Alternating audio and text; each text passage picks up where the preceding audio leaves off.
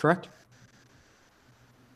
Guys, it looks like we have a new participant, Simon Dixon. Hello, Simon. I met you briefly in Tokyo, and also I think at Deconomy, and I came up to you and I told you, despite the fact that I was at the time working for BnkToTheFuture.com and therefore we were on opposite sides, that I thought you were a man of integrity, and I appreciated your sort of willingness to formally debate without becoming petty. So welcome to the show, and tell us about yourself. Hey, yeah, thanks for having me. It's great to be here. It's a really interesting day. My personal take on this is always that there's massive learning experiences in all these events, and you know, today has been another one of those historical events for everyone to learn from and create a better Bitcoin in the end. And so, yeah, I've always, you know, it's no secret if anyone's familiar with me. I think the BTC chain is the most important chain. I think it's something that the world needs, and so, you know, I've had an allegiance towards that, but I've always remained open minded to different schools of thoughts and watch this whole thing with interest. So yeah, I think yeah, I'm just here to share anything you guys want to discuss. I was obviously on Tony's show earlier. With the I guess the BTC camp, and yeah, maybe jump into add any perspective or anything you guys want to talk about, really.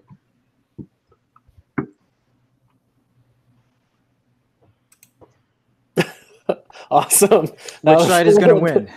Yeah, 10 or 11 hours in, don't worry. If there's awkward silences, it's probably because people are hungry. So yeah. Have you been following, Simon? Have you been sort of looking at CoinDance and seeing where the blocks are mined and who's ahead? Or yeah, sure. I mean, and I think you know, yeah. Have you been following, Simon? Have you been sort of looking at CoinDance and seeing? How did we get that? Sorry. Oh, I think someone's listening to the video. Okay, yeah. Make sure, guys, that you have, if you have the YouTube the actual stream, make sure it's muted, and then the Hangouts chat we're in, obviously don't mute that.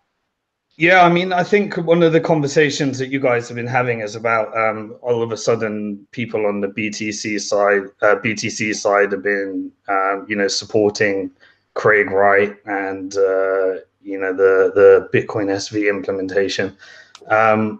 You know, I think a lot of that is to do with the fact that you know, for a long time now, for the last year, there's been a rhetoric around that Bitcoin has deviated from Satoshi's vision, and so I think a lot of people, when they see you know, another chain come along and say that you guys have deviated from Satoshi's vision, they're getting a bit of you know, think they're getting a bit of satisfaction out of that, saying that, you know, as the chain progresses, as things happen, and then to be using the same rhetoric that, you know, obviously a lot of the BCH people have been using on BTC is something that they're obviously gaining some kind of satisfaction over. So I don't know.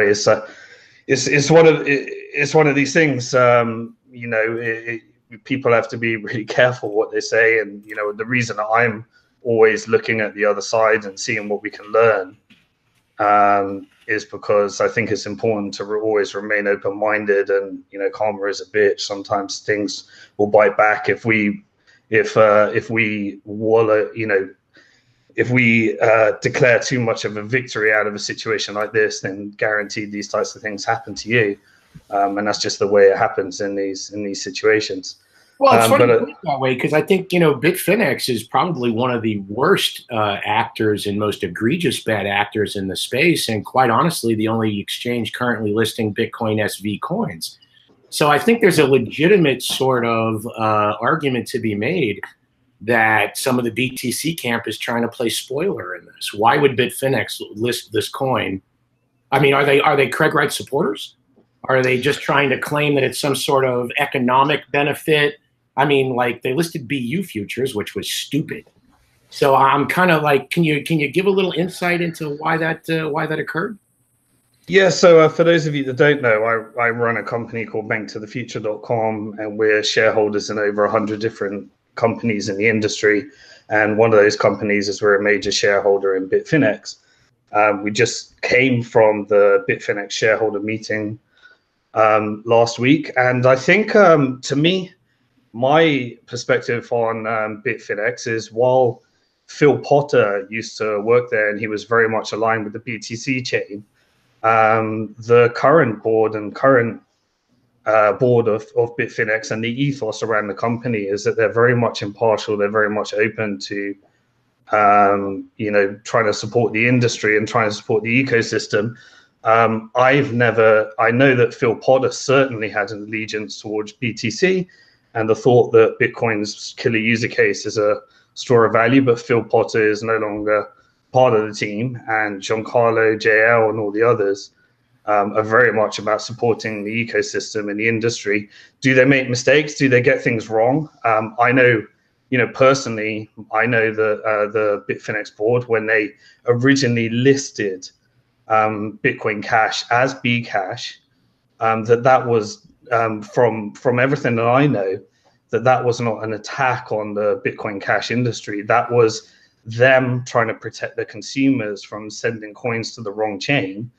And that was them doing what they thought was right at the time, because they didn't want people losing money as a result of that. And so they called it Bcash. That was before Bcash really became such an offensive word, because they were, if I remember correctly, they were the first to do that. And then it was later that, Bcash became a way of, trying to mock the Bitcoin Cash community, and then it became a loaded word. But prior to that, it wasn't. And then eventually they changed it to Bitcoin Cash as that became the industry term. So my experience of Bitfinex is that they're not hostile towards Bitcoin Cash, and they try and remain impartial. And they try and create these markets. So because they don't really know what's going to happen, they're trying to not make an opinion, then trying to not sway. Maybe you got a different opinion on that. So can I make maybe a larger point about all this? You had mentioned, Simon, originally about maybe the argument is around what is Satoshi's vision. I think what's been frustrating, and I know this chat right now isn't just Bitcoin Cash maximalists by any means, but what's been, I think, the most frustrating for me is that I do think that this is a battle about what Satoshi envisioned, because he wrote the white paper. And for me, what's been very frustrating is I was hoping that we were past, number one, for me, exchanges, I don't really care. I think most exchanges are just there for speculation across cryptocurrencies. I think 99% of the cryptocurrency market is a scam. The larger point that I would like to make is that what's been frustrating to see on the Bitcoin Cash side is that we are seeing the exact same thing play out that we saw last year when Bitcoin Cash first forked from BTC. And you mentioned the labeling of Bcash on Bitfinex, the labeling of BSV, I guess, on Bitfinex. What's been very interesting to me, and I know this might cause a little bit of controversy, is that a lot of the moderators on RBTC have been very gung-ho about, they're all upset about the R Bitcoin censorship of, and obviously people were getting banned from R Bitcoin and stuff.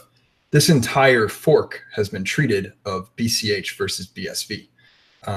BSV has been labeled BSV from the start. It's being labeled BSV right now when there's no hint that this hash war is over. So I think what's been frustrating, as someone who is very passionate about the Bitcoin white paper, I think the Bitcoin white paper, I think someone had mentioned here earlier that anyone could have invented Bitcoin. I think that's insane. Bitcoin is an entirely new revolutionary system. It's an economic system at heart. It has nothing to do with what computer scientists could clone on GitHub and reboot. It's an economic system. That's not what he was saying. He was saying that now that it has been created and it's open source, anybody can take the source and do something with it. Sure. Sorry. Fair enough. And I guess the point I'm just trying to make is that what's been very frustrating is that I don't think the Bitcoin Cash community has learned any lesson from last year. Even right now, people are asking when is the trading opening for BSV, and I think it's a ridiculous proposition because this hash war is again not over. And for me, it's just something I'm very passionate about the white paper. I don't think anyone has even. I disagree. I honestly think this hash war ended before it began. I don't know exactly how anybody on the planet and you know, love him or hate him, I don't know how anyone on the planet intends to out-hash Jihan Wu on any network, on any algorithm, anywhere. The man has more factories already built, more infrastructure already built than anyone else on the planet. So the first thing you have to do is play catch up. And once you've caught up to him, then you have to exceed him somehow.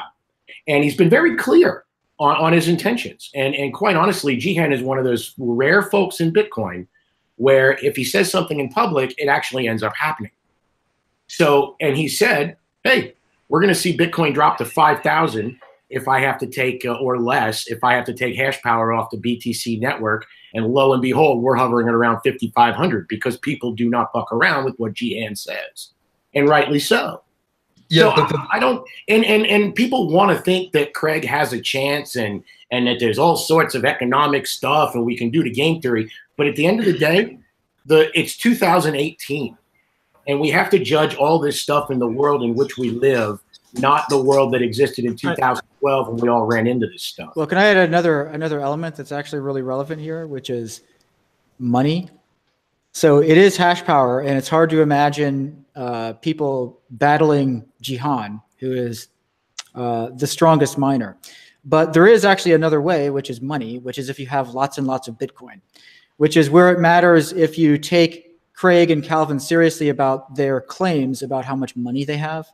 If they have millions of BTC and millions of BCH, they can do a lot of stuff. They can do things like tank BTC and make it unprofitable to mine, or who knows what. They can do all sorts of things with huge amounts of coin. And this can affect prices. They can manipulate prices of the various coins and make it unprofitable to mine one or more profitable to mine the other or whatever, and shift mining power around if they actually have that much coin. So that's just another relevant factor here. Even if the ABC side has stronger hash power right now, if they're in a weaker position financially overall, things could still change. So it really depends. There are lots of factors. No, that's a totally valid point. And that's actually kind of the next step, right? Because now we can look at Bitmain's IPO documents and we know they have 1.5 million BCH. And when that document was published, who knows how much they have now? Yes. So if the chain splits, they have 1.5 million BCH and 1.5 million BSV. When you talk about economic control of the markets, I don't see how Bitmain wins ever. And and I think this is what caught. You would have to. This is what caught us. Caught me personally by so much surprise, because 2 weeks ago, for me, Craig Wright was someone to be ignored, and the audaciousness of saying that you have enough hash power to come and compete with Bitmain was, to me, a bit of a joke statement, until we started to see what, the allegiance and some of the things that's unfolded over the last week. And so, that was a big surprise. And that's why I think that the ticker was BCH versus BSV, because everybody thought that BCH had Jihan support and Bitmain support, and therefore, claiming that you've got hash power to attack the chain seemed like a really audacious, crazy thing at the time. But now I think people are taking the BSV side more seriously, and so therefore you're having this rename where the two are going to have to compete for the BCH ticker. And I think the exchanges, I think most of them would have been, in a similar thought process where they didn't realize that Craig Wright's side of the chain was even a serious contender until this week. What fact do you think, what emerged in the last week that you feel gave it credence? Because I looked into the Squire mining documents, and they're not even going to be up to speed for another 6 months minimum. They have barely enough money to build one factory. So, yeah, well, I mean, I think that's the case, but I think most people are just looking at, cash.coins.dance and looking at the different pools that Craig says that him and his consortium and CoinGeek control, and then people are making decisions based upon that, and then that half of these are not actually, mining pools where they were selling cloud mining contracts and other people control it and they don't have to do it. It's the fact that they have full control over these miners. I think that's allowed people to take, Craig Wright more seriously. I mean, I get it. Yeah. Mining is speculative by definition. The very first Bitcoin miners had no idea. We all thought it would go this far, but nobody ever actually knew. So I guess in that sense, it kind of. CSW is also claiming he has like 1 million BTC locked up in the tulip funds that will come available 2020. That's one of his claims as well. So his claims are even more audacious than that. He's saying that he has enough hash power to go up against Jihan. He also saying that he has as much BTC and BCH, even more BTC now than Jihan has, because Bitmain doesn't have that much BTC anymore. Yeah. I just want to shift. Just want to mix it up a little bit. Before we do that, actually, I'd like to respond to, if you don't mind. Go ahead. Sorry, I didn't recall your name. It says the BCH. Connor. My name's Connor. Connor of the BCH boys. So, what I was wondering is what you were saying before, and I hope you don't mind me paraphrasing you here. Correct me if I'm wrong. But you were talking about, the white paper and how Bitcoin is supposed to work, right? So, this idea that Craig Wright is threatening a reorg is literally defined as an attack by the Bitcoin white paper. And anyone carrying out a reorg is defined as a dishonest miner by the Bitcoin white paper. I struggle to kind of reconcile those two views, I suppose. Can I defend it? Sorry. I was just going to wonder where in the white paper does it say that? Actually, I can quote it if you like. Just give me a moment. Maybe Justin with the white paper on his lap, like a pro. On my phone, as a matter of fact. Okay, fair enough. Yeah, here actually, if I were to quote the white paper, it says, a greedy attacker is able to assemble more CPU power than all the honest nodes, and it says causing reorgs. And I'm going to quote again here, an attacker would have to redo the proof of the block, another quote here, surpassing the work of honest nodes. Yeah, right? To modify a pass block, an attacker would have to read a proof of work. So if he does a reorg, if we go back in history to where the chain split, then by the white paper definition, he's an attacker. So Go ahead, Ryan. Go ahead. Okay, I'll go and then you can go. Sure. So I think my response to that is just that you're sort of regarding one chain as being legitimate, independent of hash power, first of all. So again, if you take the SV side seriously, they are the correct chain from their point of view. I consider both chains legitimate. I just think the act of attacking a chain seems like the act of a dishonest. Well, it's a value judgment, right? I mean, it's either true or like false, depending on just definition. Like if you define it that way, then that's how it is. But if you don't look at it that way, if you're open about legitimacy and things of the sort, I would look at it more like the stronger chain, is threatened by a weaker chain. The best option is to destroy the weaker chain. And this does not affect normal users if you're using unified coin. If you're using the coin that is the same on both chains simultaneously, the users are not impacted. So they're not doing things like creating double spends. What they're doing is they're attacking the other blockchain, not the transactions. What about the users that want to be on the other blockchain?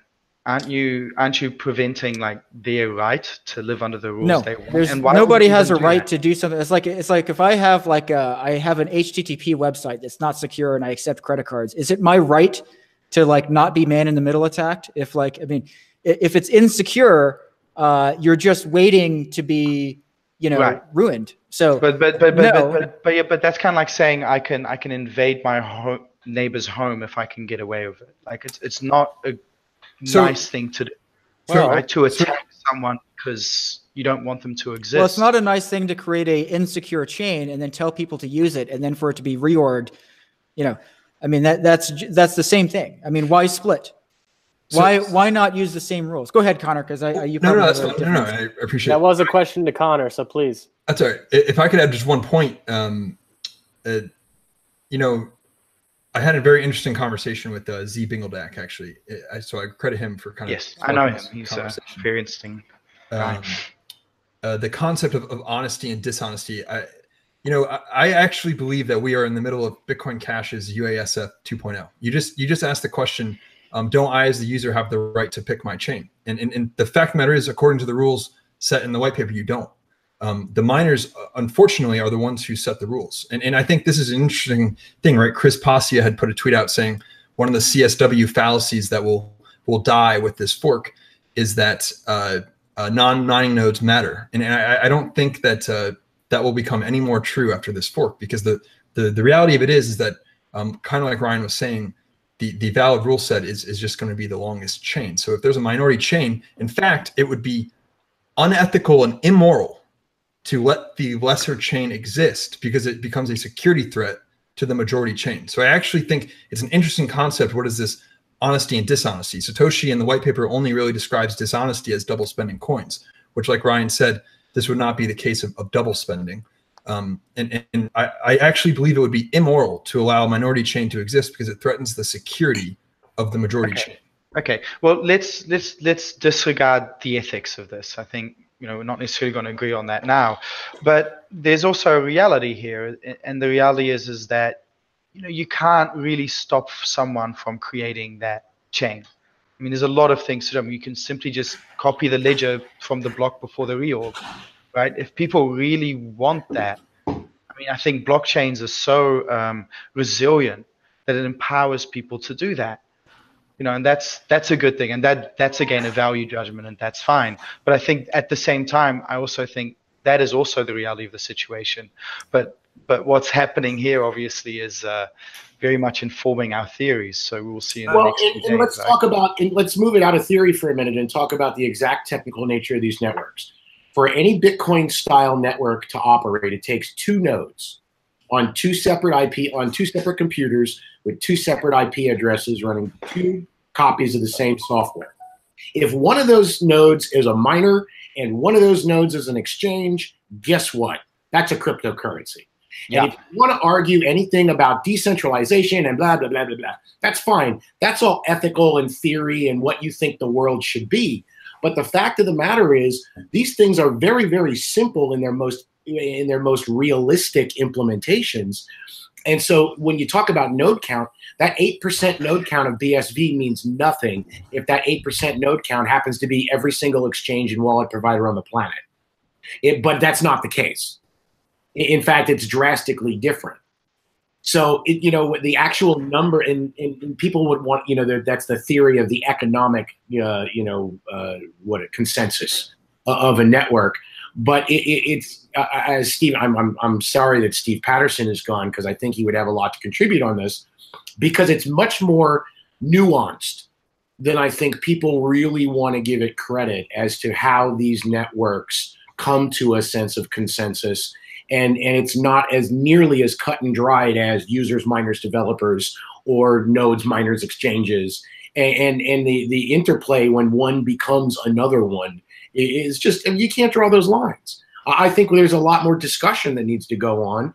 And I think each one of these events gives us more data by which we can form, quite literally, a consensus on what the hell it is we're actually doing.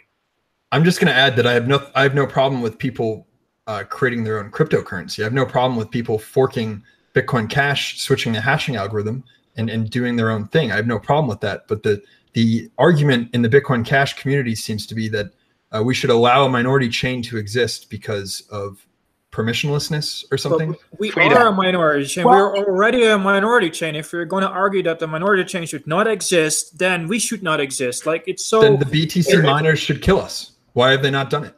Because BCH is their long-term play and BTC is their short-term play. 2 years from now, we will have a halving. Satoshi designed the system so, like, you can make a graph and you can start with 21 million coins that will slowly go into the supply. Well, that's mining income. That drops to basically 0. TX revenue needs to replace that. what we ideally what we want is we want to have an S curve of TX. So you start with a slow amount of TX and it grows, and then at one point it goes exponential until it reaches a plateau. The whole world loses, and you have this S curve. If those two curves fit over each other, then the system will stable. Now this F curve is shifting because of that block.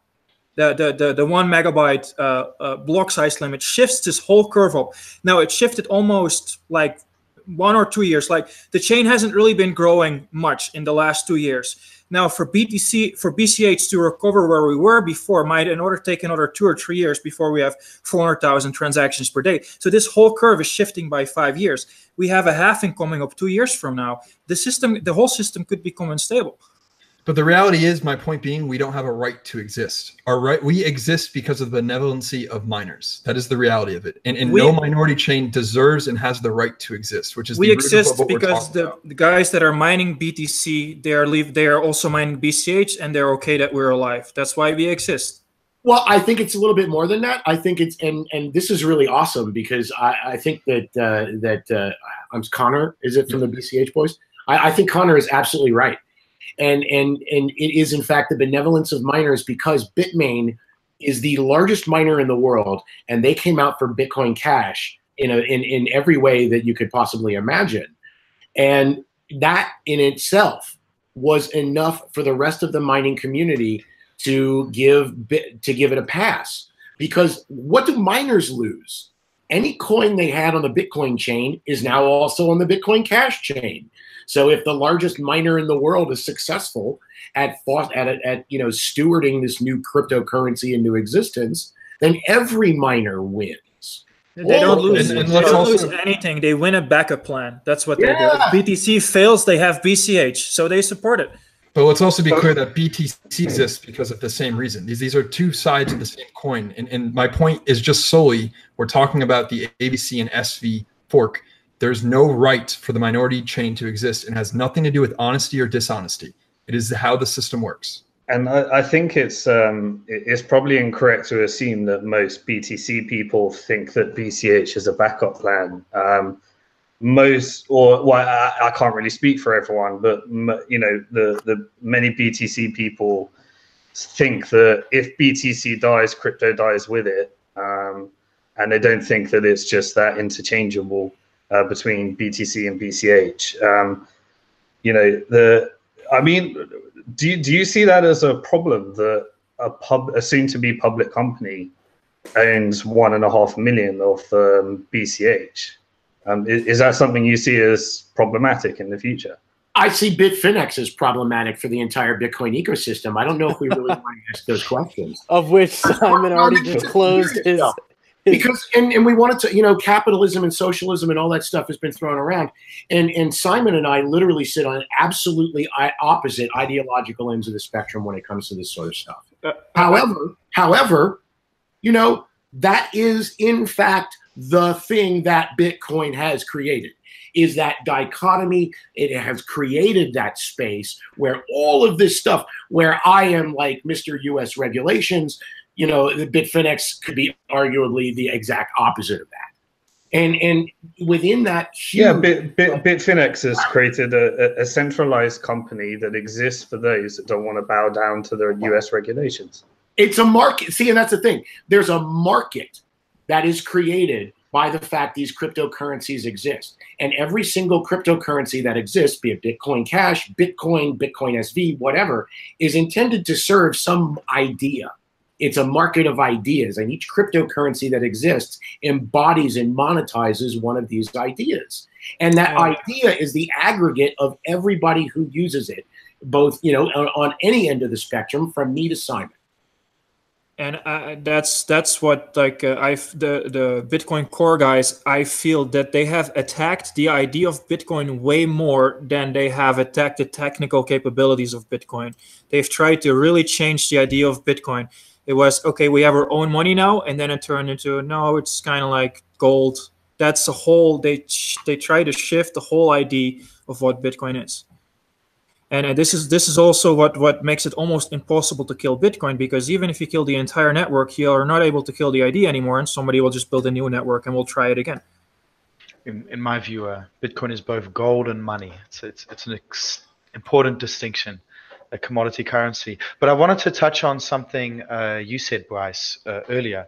I also have experience with smaller altcoins, and I think something you learn from that is just how incredibly resilient these blockchains can be. I've seen development teams abandoned, and they're resurrected, and they're attacked multiple times against incredible odds, and these chains just keep going and going and going. As long as people believe in a blockchain, the blockchain will keep going.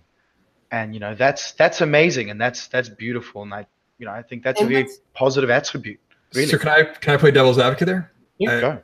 It has nothing to do with belief, and that's the unfortunate. And now I'm talking about proof of work, but I think that's what this hash force should teach. I was hoping that what the attention that was put on Bitcoin Cash today, and probably for the however long in the future, that the reality of it is that all of these are very fragile, right? So the Bitcoin white paper, as a perfect example, it sought to solve the double spending problem. That's what the root of the paper was set out to solve, right? Was to solve the double spending problem.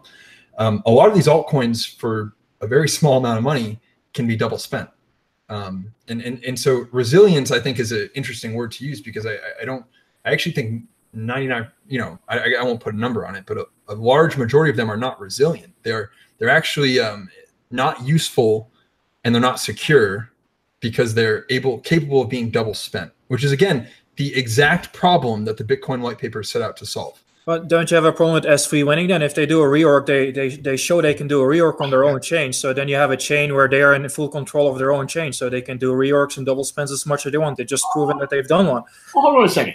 We've had chains that have completely disappeared from the planet, and then literally stopped. Every single node has gone offline, and then somebody actually has a copy of the blockchain somewhere and fires up a node that they downloaded off GitHub that hadn't been updated in 2 years, and it gets listed on YoBit or some other low-tier thing. YoBit.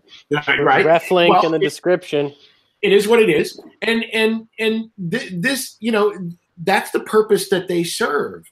And I have launched coins that have disappeared off the planet. One of the funniest ones is petrodollar. Don't buy this coin, okay? It was a joke. I launched it as a joke. And then Maduro launches Petro, and petrodollar pumps to the moon because people would rather buy that than fucking Maduro's Petro. That kind of thing in this space, when you talk about if Bitcoin disappeared tomorrow, there are so many people who believe in this industry and what these things can do that we would all get together and launch a new fucking Bitcoin. And you cannot stop this. If you think about it like the Sorcerer's Apprentice, what we altcoin shitlords have done, have taken that broom and split it into. We should play some Stravinsky.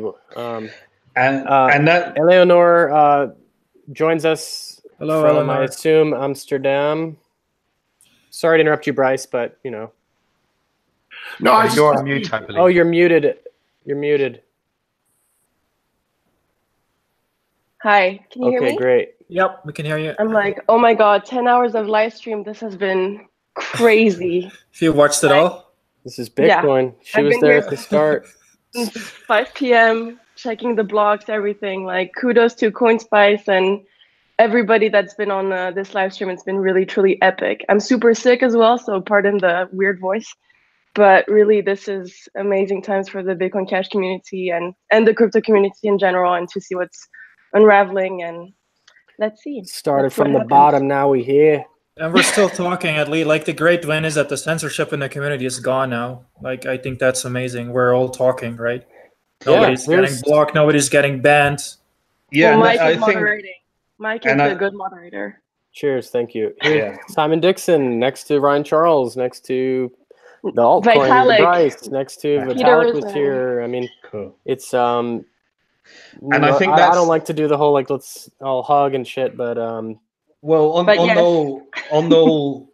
the all hugging theme, and I think that's the one thing that the crypto community has really lost. Call it a loss, whatever it is. Maybe it's for the greater good, but is the unification behind.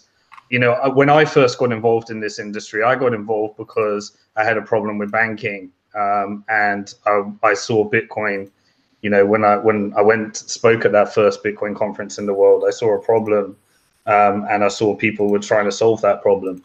And I think we've got so much infighting. And look, as a BTC person, the reason that many other BTC person are getting behind Craig Wright is because they love seeing the infighting between Bitcoin ABC and Bitcoin Satoshi Vision. And they believe that Bitcoin BTC is going to be the winner from that. It was the exact same situation with BTC and BCH. The winner from the infighting is banking, because the bankers were all looking on and saying, look at this shit show, look at these people. And I don't know what the solution is to this, but when we can get back to being a community that recognizes the real enemies, and recognizes that we've got enough enemies out there, you know, that's when we're gonna make more progress, because you know, the infighting is just you know, take this from a BTC person.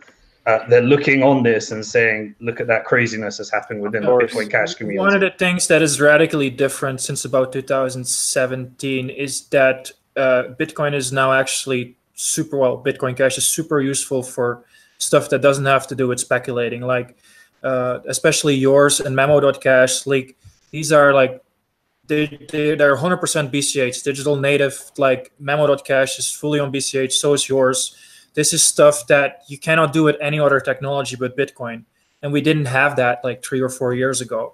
So I think that's like a huge difference. Like blockchain.poker, playing poker on BCH, like that's going to make a difference in the future. That stuff is now actually useful.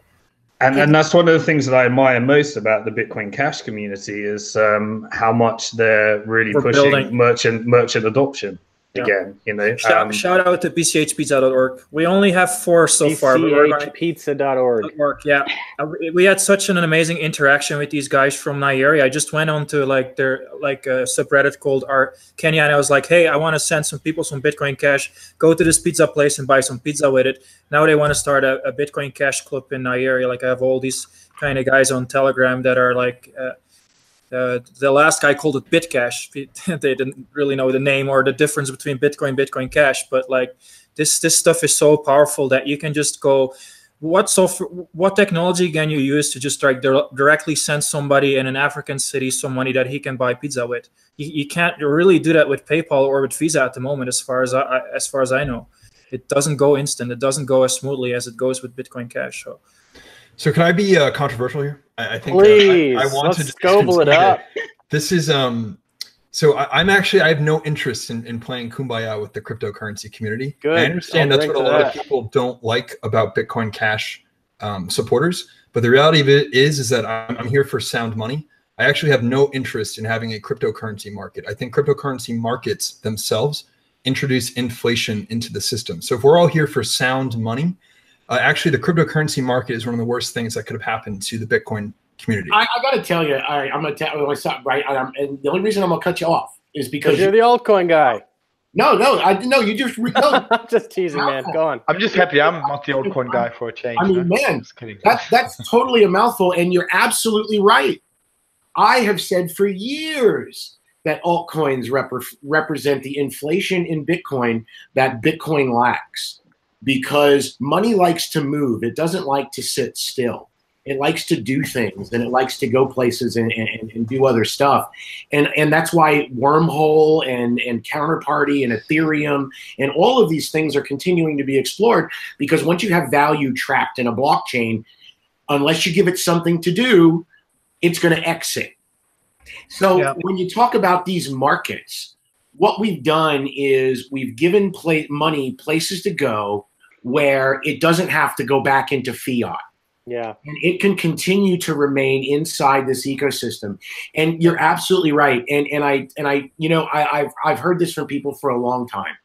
And I'm confident that in the long view of history that folks will look back at what altcoins have provided, and it's that fuzzy boundaries around what Bitcoin is built that allows Bitcoin to remain as stable as it is. And Bitcoin stability is not something people talk about much. So somebody... I would something here.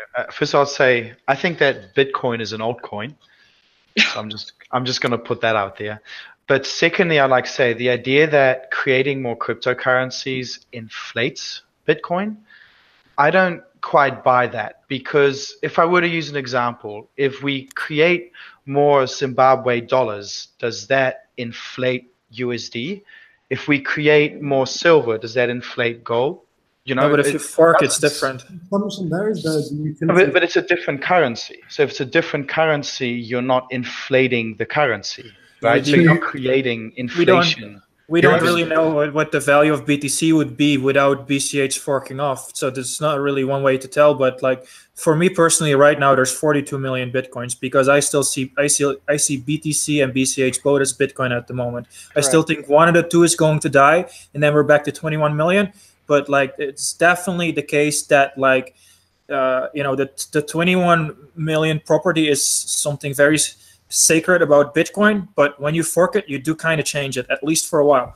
So Justin, you're absolutely right. You're not wrong about what you're saying. I guess the larger point is just that when you have a market of cryptocurrencies that are backed by Tether and backed by all these other quote unquote stable coins, the point being just that the larger cryptocurrency market has introduced inflation. But you're absolutely right that you could create two fairly deflationary currencies, and then obviously you're not introducing inflation into Bitcoin, right?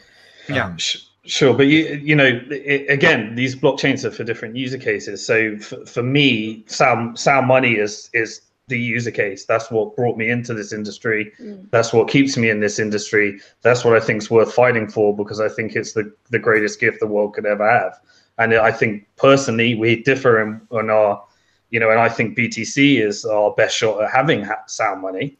But then I don't look at Ethereum and think that that's going to be sound money. I see that as disruption in capital markets.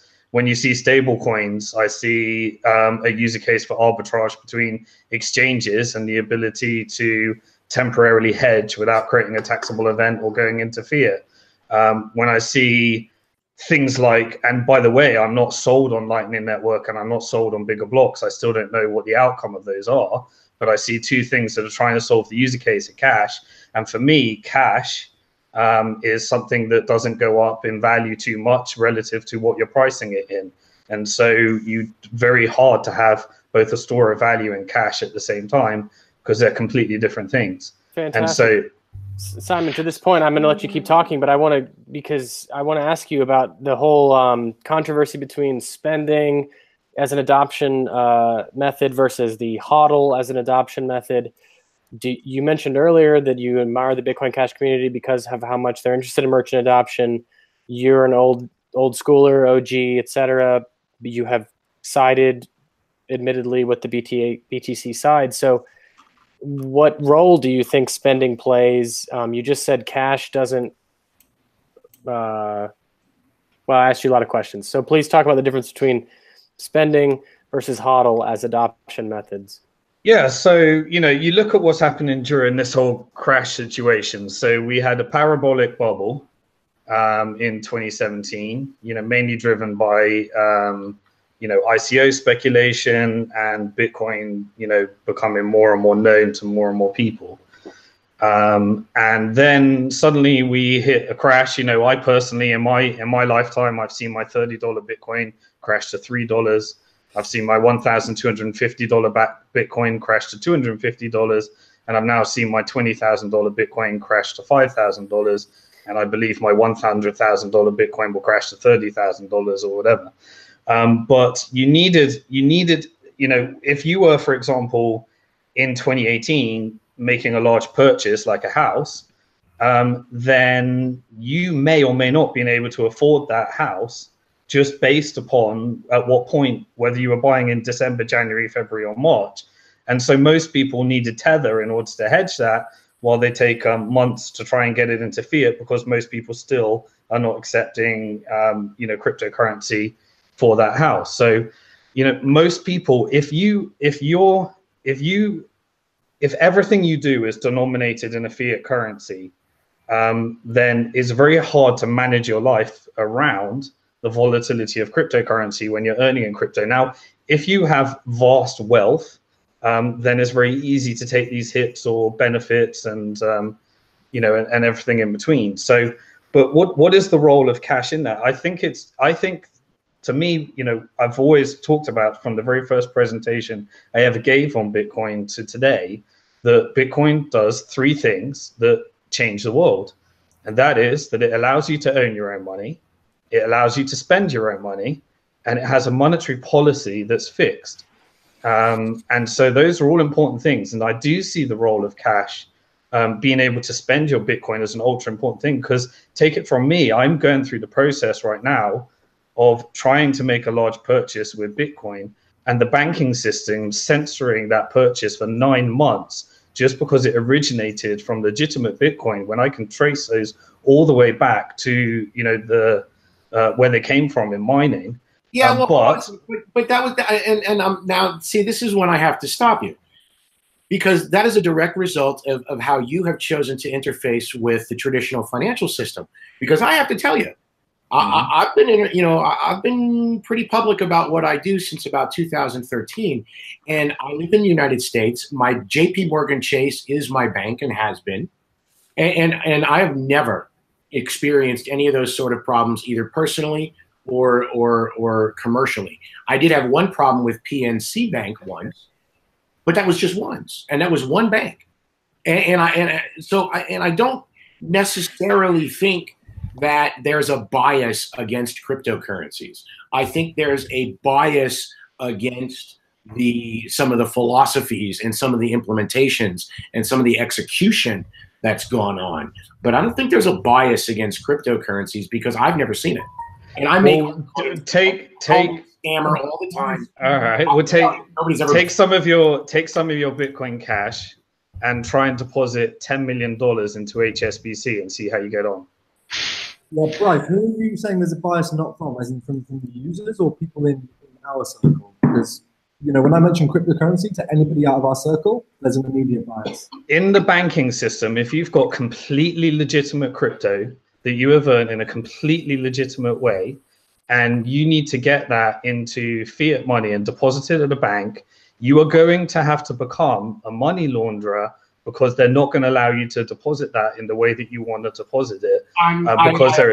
Why? I don't understand. Okay, 100%. Just take it for granted, Bryce, because unless you're going to call Simon a liar, let's assume that's it. I know you're not. I know you're not. But let's assume that his plight is real. Okay, and let's assume he's a reasonably intelligent person, and that is what he has been dealt with. I'm not arguing that at all. I want to get here we have these, BTC, BCH, Lightning, altcoin support. How do we get back to, hey guys, we have our earned money, we want to buy a house, we have sound money that's called cryptocurrency. How can we be on the same page again and sort of remember that this is the problem? Well, what I would definitions as to what sound money is. Sound money to me is money that grandma can use and not care about the philosophy. No, that's UX easy for old people money. Sound money is there's only 21 million. There's not 42 million. Correct. But that's what I'm saying. But you're saying correct. Well, who said he's correct? What is sound money? Who defined that for the entire cryptocurrency community? Because there's still 7 billion people on the planet that haven't had their input into this yet. And if the thinking is that the way that we view things and the way we define things is going to be accepted by the markets that we are intending to introduce and serve, then I think we need to be a little bit more realistic about how far all of this is going to go. Sound money is when I'm playing the piano and somebody throws a coin in my head. That's sound money. Right, money in my pocket that I can spend. No, it's money they pay me for my sound. That's it's the sound of the coin hitting your hitting other coins in your hat. I'm not saying that. And please, don't put a connotation to what I'm saying that isn't there, because there's 7 billion people on the planet, and we all live a different life. If we go back to spend versus hodl, what I would like to know is if there's already miners that are paying for their electricity directly in cryptocurrency, because that's going to be really the start of an internal Bitcoin economy where coins now just that is an back and interesting forth. conversation. That is the first, because we always talk about loops. I personally have been paid in cryptocurrency for years, although I've lost it all in a boating. I've lost it all in a boating accident, so I don't have any more. I haven't received any fiat money in 6 months now. But for years, I have been directly and only living off of cryptocurrency. Of course, I sell some for fiat, whether it's US dollar tokens or Euro cash tokens. I definitely have to do that. But as an economic system, we're not going to know if Bitcoin works at all until we get a loop going. But again, so like the loop I think about is like, okay, I get my salary, and then I've got to pay this or that bill, so I sell something. I'll tell you. But the loop. I'm sorry, Kane. The first loop that you just put it very poignantly. The first and most important loop is going to be when the people who create Bitcoin, at least for the time being, or the miners, can start paying their resource costs. I'll tell you how it's Bitcoin. I'll tell you how it's going to happen. There's something when there's the energy debate. There's something that people are missing. Okay, 5% of our energy worldwide right now is renewables, but there's one problem with renewables. That is that when you have a grid, an electricity grid, supply and demand have to be pretty even. If you have too much electricity on your grid and you don't have enough demand, you'll get an overload on your grid, and in the other way around, you get power outages. So right now, if let's see the demand is 100 megawatts, but your windmills are creating 150 megawatts, what they usually do is they shut the windmills down, and they only have windmills running for 100 megawatts. But now with Bitcoin, you can just have those 50 megawatts of extra power running and mine Bitcoin with it. So electricity companies that at certain points have a bigger supply than a demand for electricity could use their extra electricity to mine Bitcoin at the moment. If they start doing that, they get familiar with cryptocurrency, and then it's just a small step for them to, like, if they sell any electricity to other miners, to just directly take cryptocurrency for it. I'm going to just, and this is, I think, related as well to what you were saying. So as I mentioned before, I think the ideal blockchain can capture the most utility. So, my ideal, and just to define something, sound money is usually associated with scarcity and, things like that, and the qualities of good money, right? So for me, actually, I think that cryptocurrency, my ideal of cryptocurrency is actually that it's both a commodity and currency, right? So it's both money and gold, because that way it captures the most utility, and that way it's the most secure, therefore it's the best store of value. It's that virtuous cycle that's created. And in that sense, I really see it as it's a revolution, in the sense that the word revolution comes to revolve. So we're actually revolving back to a digital equivalent of the precious metal coins of the past, a sound money, so to speak. And that to me is how I at least understand, at least how to define what in my mind is the ideal cryptocurrency. And the comparison goes even farther back, because they have, if you look at coins, what the Romans would do is they would take these coins and they would start clipping little coins off, and they would turn that into new coins, which I think is similar to somebody forking. Well, this is the same with like pirates, right? Isn't that where the whole pieces of 8 comes from? Or are you actually talking about creating new currencies from Roman coins? Yeah, so they would debase their coins. Like one of the things they would do is they would put less and less valuable metal in their coins, because they only have limited supply. Right. But another thing they would do is they would, to make the coins physically smaller, like they would clip off. Like one way of paying your taxes would just to go with your coins to the Romans. They would clip off a little bit of metal. Now you had a coin with like some curves on it, and they would use that metal to make a new coin, and that's one way of people be paying their taxes. And I'd just like to comment on what Bryce said earlier as well. Actually, I lost my train of thought. Never mind. Oh, I was just looking at some of the hash rate charts that have come up recently, and there's been a dramatic spike in the hash rate for Bitcoin Cash. Yeah, let's do some actual. Sorry, Bryce, keep going, but let's do some fork and or chain analysis here. So, guys, I'm going to take off. Great to talk with everyone. See you, Ryan. Thanks, man. Yeah, Ryan. Right, take care. Pleasure. Bye, Ryan. Thanks for your input, Ryan. I'm getting really jealous of Bryce, and I need to go for a smoke. I have no shame. And Poloniex is now also trading fork coins.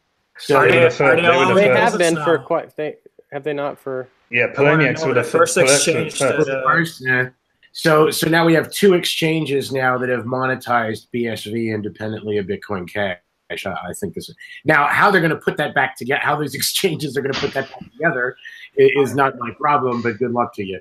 So just an update for the new people coming in as well. Currently, Bitcoin ABC is 30 blocks ahead of the SV chain, and so far there's been no evidence of any sort of attack. So what's the difficulty on the two chains right now? Is the difficulty still the same on the SV chain as on the ABC chain? That's a very good point. Let me see if I can find that. It was 8% lower when I checked last, and since the difficulty on Bitcoin Cash updates every block, it shouldn't be too hard to compare the two numbers. That's right, because if the difficulty ends up getting significantly lower, that would there's less hash rate on SV, yeah. Right. So that could be a sign of focusing more hash rate. If you know there is 4 exahash on ABC right now, and the difficulty between SV and ABC is about the same, then you could kind of conclude that the hash rate on the other chain is about the same. Guys, I got to bail myself. Thank you so much for the opportunity. This was great. It was a pleasure to talk with all of you. And, hey, Bryce. Just to say that I'm pro everybody on this call. And next time you should have a T-shirt. Do you know how we have like this T-shirt that say like ACAB, all cops are bastards? You should have a T-shirt that says ACAA, all cryptocurrencies are awesome. Well, if I even have a Tether T-shirt, I should. Tether's like 90. Yeah, they took a little bit of a hit. But all the stable coins are turning into yo-yos. All right. Well, Bryce, it's great to have you, man. Yeah, Bryce, it's nice to meet you in virtual face-to-face. All right, I'm going to chop in and I'm going to shoot off too. Guys, real pleasure from my end to be involved and chat with you guys. Just the final word from Voltaire. We're going to be following the this group of work. I think we should be remain as much as we can. Kamal, sorry, we didn't hear you. Say that again. Sorry, I just need to shoot, so thank you so much for being here. Just from the point of Voltaire as an exchange, we're going to support the longest proof of work. So we what kind of happens with the thing. But look, amazing to be here with you guys. It's kind of a pleasure to see what's going on in the community, and it's inspiring. So chat guys. Oh, is that Josh? Is that you're Josh, as in Josh and Josh from Voltaire? Sorry. You're from Voltaire, right? Voltaire. Oh, okay. Sorry. I thought you were talking about the Bitcoin Gold exchange, Voltaire. Oh no, we're a BCH exchange, Voltaire. Cool. So your exchange has BCH as the base currency for all pairs. Is that what it is?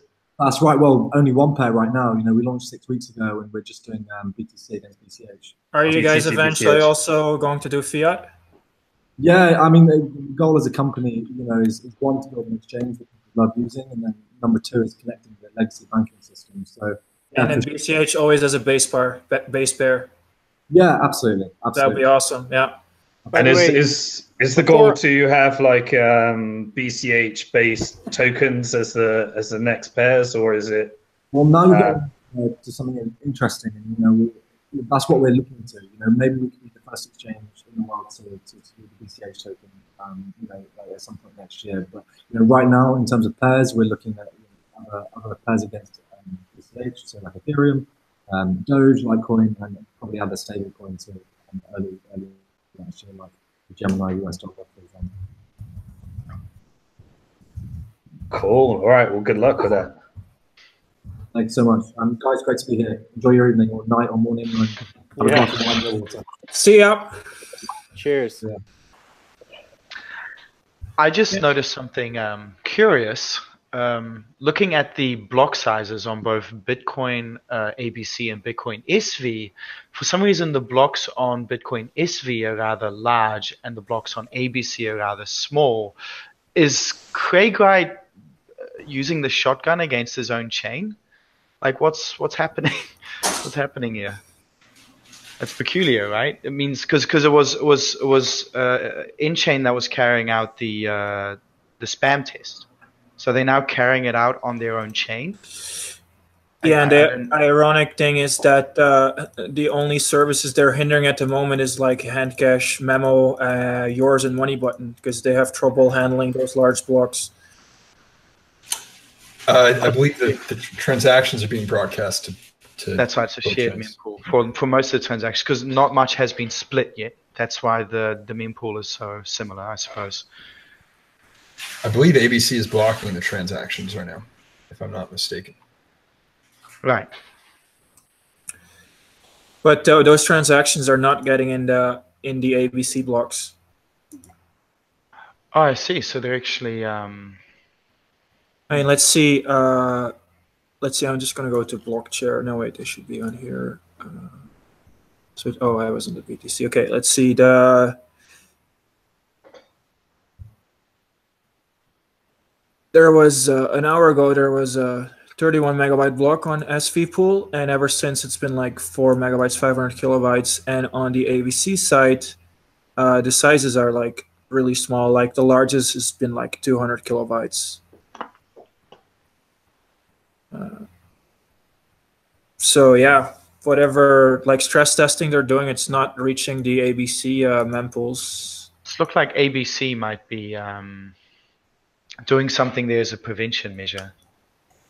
Well, it's I mean like the ABC nodes because the chain has split now.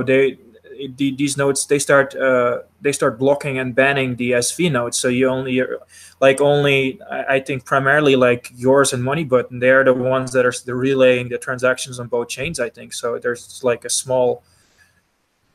I don't know if they're relaying properly, then still the SV transaction should get on the ABC. No, at least the ones that don't have the DSV or whatever it is that splits, like the unified coin should still be on. That's what I thought, yeah. So then it's again those transactions that are on SV, they're not broadcasted, they're just mined directly into the blocks. No, I don't think it's true. I think they're being broadcast. I think just ABC nodes are rejecting them. Well, so I suspect that might be like a prevention measure against potential poison block attacks. If Money Button and yours, if they are like cross broadcasting those transactions, like they would be completely valid on the ones that are on the SV chain are not using DSV, they would be valid on the ABC chain as long as the inputs are the same. So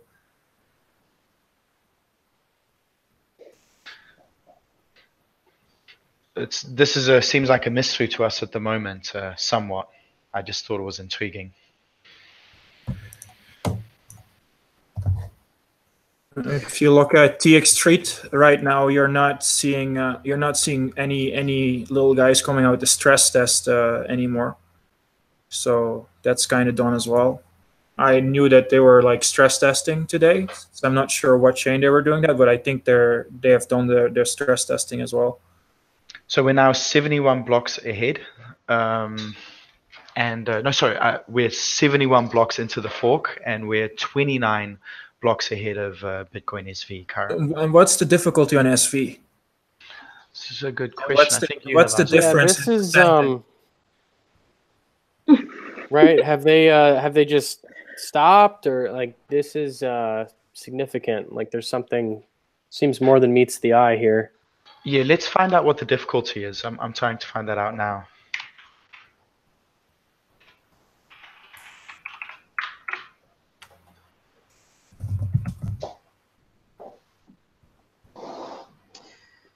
Just while you're doing that, guys, thanks for having me, but it's pretty late here, so I'm gonna call it a night. Oh, it's been an absolute pleasure. Simon. Good to see you again. Thanks a lot for coming on. All right, see you next time. It's nice to have a decent conversation with people that are more on the BTC side. Absolutely. Let's unify the space again, you know? Yeah, absolutely. And the one thing I think we can unify against is the unacceptability of some of the censorship that's happened, and I'll always speak out against that. So. Well, actually, just come and join RBTC. I mean, we can talk about Bitcoin on RBTC as well. So. I've never been a Reddit user, never used it, but also, like Simon, I specifically remember you standing up at Satoshi's Vision and speaking out against the censorship. Yep. So I think a lot of us remember that. And, you know, Simon's an inspiration for us all. Appreciate it, man. What you're doing, absolutely. All right, cheers, guys. See you soon. Cheers. Bye.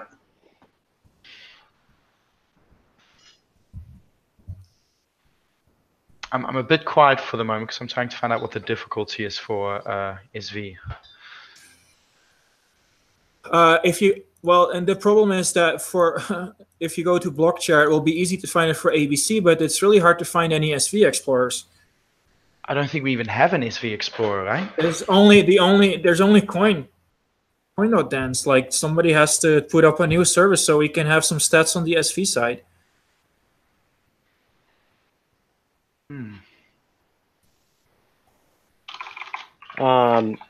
Yeah, while you guys are doing that, Simon Dixon, like I've seen him around in various chats over the years. I got to meet him in Tokyo and then again in South Korea at the Deconomy conference. Like, there's a lot of people on BTC side and a lot of people on BCH side, and usually in person, as we saw earlier with Aaron when he was on in the first stream, when you get face to face, like the whole like Bcash is a scam, you're an idiot goes away. But online, it gets really awful. Simon is someone who in person, and when he gives his speech about banking the unbanked and all that, he is like, he's not OG because he's been in and around for a long time. He's OG because his values and his principles represent the original values and principles of Bitcoin, which is banking the unbanked. As he said earlier, making your own money, spending your own money, and having a fixed monetary policy. So it's like, I literally went up to him and shook his hand as a stranger because I deal with so many vitriolic, what I will call trolls, which may be a slur. The point is, like, it's totally possible to have differing opinion about I like this or that chain or this or that vision, but still have a conversation. Well, yeah, like if you can't have a conversation, I mean, what's the point? Yeah. What's the point? You might as well just, make a face or thumb your nose. It's not like the guy has integrity, and I appreciate that. So props to him. And if you can see one of his speeches or something, like, it's worth your time. Even if you consider yourself a so-called BCH maximalist or whatever, like Simon Dixon and he does pretty good work. So appreciate that.